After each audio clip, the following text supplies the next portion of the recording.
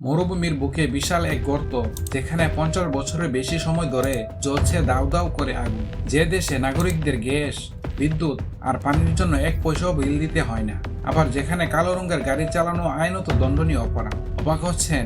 আজ আমরা কথা বলছি মধ্য এশিয়ার রহস্যময় দেশ তুর্কমেনিস্তান সম্পর্কে।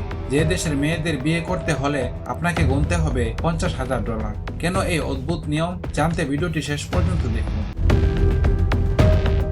মধ্য এশিয়ার অন্যতম এই দেশটি আয়তনে বাংলাদেশের চেয়ে প্রায় 3 গুণ বড় হলেও মোট আয়তন প্রায় 4,88,100 বর্গ কিলোমিটার। এর জনসংখ্যা মাত্র 60 লাখ।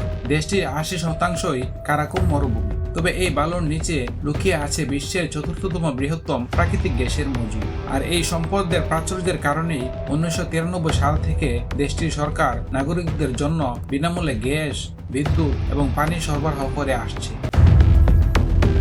তুর্কমেনিস্তানের রাজধানী আশাগানকে বলা হয় সাদা মার্বেলের শহর। গিনেস বুক অনুযায়ী এটি বিশ্বের সবচেয়ে বেশি সাদা মার্বেল পাথরের দালানে সমৃদ্ধ শহর। তবে এই সৌন্দর্যের আড়ালে আছে কিছু অদ্ভুত আইন। সাবেক প্রেসিডেন্টের নির্দেশে দেশটিতে কালো রঙের গাড়ি নিষিদ্ধ। রাস্তায় কেবল সাদা গাড়ি চোখে পড়বে। এখানে প্রকাশ্যে ধূমপান করা কঠোরভাবে নিষিদ্ধ। সবচেয়ে অবাক করা বিষয় হলো, রাস্তায় স্বামী স্ত্রী হলেও একে অপরের হাত ধরে হাঁটা যায় না। এই আইন ভাঙলে পেতে হয় কঠিন শাস্তি।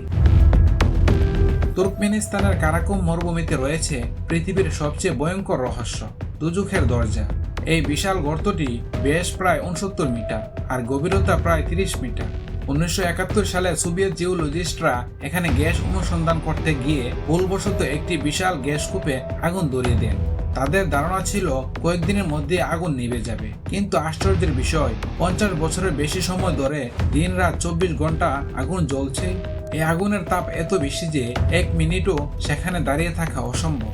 প্রতি বছর পৃথিবীর নানা প্রান্ত থেকে হাজার হাজার পর্যটক এই দুজখের দরজা দেখতে তুর্কমেনিস্তানে ভিড় জমায়। এবার আসা যাক সবচেয়ে আলোচিত বিষয়, তুর্কমেনিস্তানের নারীরা তাদের সৌন্দর্যের জন্য বিশ্বজুড়ে পরিচিত। তবে কোনো বিদেশি যদি এই দেশের কোনো নারীকে বিয়ে করতে চান, তবে তাকে সরকারি কোষাগারে $50,000 জমা দিতে হয়। এই বিশাল অঙ্কের টাকা পরিশোধ করলে এবং কিছু শর্ত পূরণ করলে আপনি দেশটির নাগরিকত্ব ও বিয়ের অনুমতি পেতে পারেন। তুর্কমেনিস্তান একসময় সোভিয়েত ইউনিয়নের অংশ ছিল। 1991 সালে স্বাধীনতার পর দেশটির মানুষ ধর্মীয় স্বাধীনতা ফিরে পায়। বর্তমান দেশটিতে একদলীয় শাসন ব্যবস্থা চালু রয়েছে।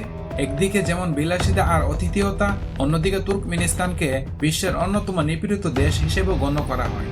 এখানে মিডিয়া এবং ইন্টারনেটের উপর কঠোর নিয়ন্ত্রণ রয়েছে। রাজনৈতিক কারণে পর্যটকদের ভিসা পাওয়া বেশ জটিল। তবে দেশটির সাধারণ মানুষ অত্যন্ত অতিথিপরায়ণ। আপনি যদি একবার তাদের বন্ধু হতে পারেন, তবে আপনার থাকা, খাওয়া সব দায়িত্ব তারা নিজেদের কাঁধে তুলে নেবে। এমন অতিথিপরায়ণতা পৃথিবীর খুব কম দেশেই দেখা যায়। রহস্যময় আগুন আর সাদা মার্বেলের এই দেশ তুর্কমেনিস্তান সম্পর্কে আপনার মতামত কি? কমেন্ট বক্সে আমাদের জানান এবং এমন আরো অজানা তথ্য পেতে আমাদের চ্যানেলটি সাবস্ক্রাইব করে বেল আইকনটি ক্লিক করুন। দেখা হবে পরবর্তী ভিডিওতে। ধন্যবাদ।